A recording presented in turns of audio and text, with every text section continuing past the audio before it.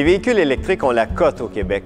On sent vraiment un momentum de la part des constructeurs qui lancent de plus en plus de modèles abordables avec une meilleure autonomie. Le gouvernement du Québec, lui, a d'ailleurs clairement exprimé sa volonté de miser sur les véhicules électriques pour réduire l'empreinte écologique du transport individuel. Ma collègue Rebecca Salès, porte-parole de CA Québec, s'est entretenue avec le ministre de l'Énergie et des Ressources naturelles, M. Pierre Arcan, pour découvrir la position du gouvernement en matière de véhicules électriques. On pense, nous, que ce qui est important d'avoir, c'est l'infrastructure de plus en plus rapidement, donc beaucoup de bornes de recharge. On est rendu à près de 800 maintenant. Et on va continuer à augmenter le nombre de bornes de recharge. Et il y a déjà des plans qui existent avec Hydro-Québec, le circuit électrique, pour permettre aux gens d'avoir un accès plus facile à toute forme de recharge. Donc, pour nous, c'est une vision très claire qu'il faut que le gouvernement aille dans cette direction-là, parce qu'on veut réduire les gaz à effet de serre, parce qu'on veut que le Québec soit un modèle dans ce sens-là. Et quels sont vos objectifs au niveau de l'électrification des transports? Bien, nos objectifs, on a tout fait pour les chiffrer. D'abord, on a un plan, évidemment, d'à peu près 420 millions de dollars au cours des prochaines années. On a décidé également qu'on voulait, d'ici 2020, avoir au Québec environ 100 000 véhicules électriques sur nos routes.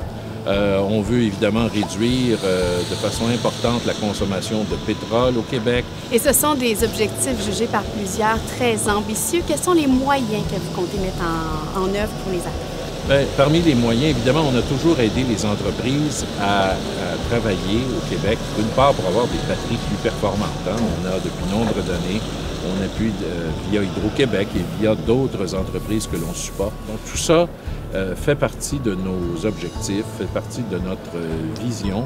Et les moyens aussi, bien sûr, c'est les incitatifs. Les incitatifs que l'on offre, le 8 000 $ que l'on offre pour ceux qui achètent un véhicule 100% électrique, le 4 000 $ pour les véhicules hybrides rechargeables, le 500 $ pour le véhicule hybride, et puis on va même offrir des incitatifs pour les motocyclettes. Puis on a des programmes comme par exemple Brancher au travail, où des entreprises peuvent avoir certains programmes pour avoir leur propre borne de recharge.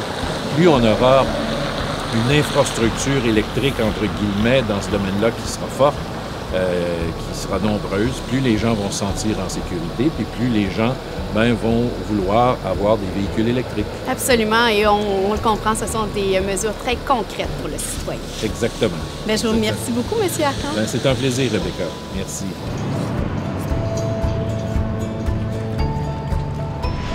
Les incitatifs que propose Québec sont parmi les plus généreux en Amérique du Nord.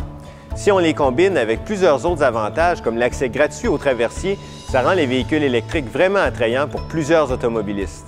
Si on considère tous les frais, un petit calcul nous permet de constater que le propriétaire d'une Kia Soul électrique va avoir 3 000 $ de plus dans ses poches au bout de 5 ans que s'il avait acheté le même modèle avec le moteur à essence. On s'aperçoit donc qu'il ne faut pas se fier uniquement au prix de détail d'une voiture électrique quand on la compare avec un modèle à essence. À ce propos, on a récemment posé la question à des consommateurs. Selon vous, combien ça coûte une voiture électrique?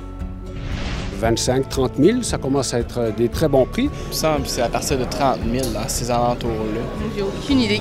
Avec le rabais du gouvernement, je vous dirais à partir de 50 000 à peu près. Celle sur laquelle j'ai l'œil, c'est la Volt, puis c'est assez cher. 30 000? 30 000 Cher. Vérification faite. La voiture électrique la plus abordable sur le marché, c'est la Mitsubishi i-MiEV. On peut l'obtenir pour environ 26 000 $, incluant les taxes et le rabais gouvernemental de 8 000 $.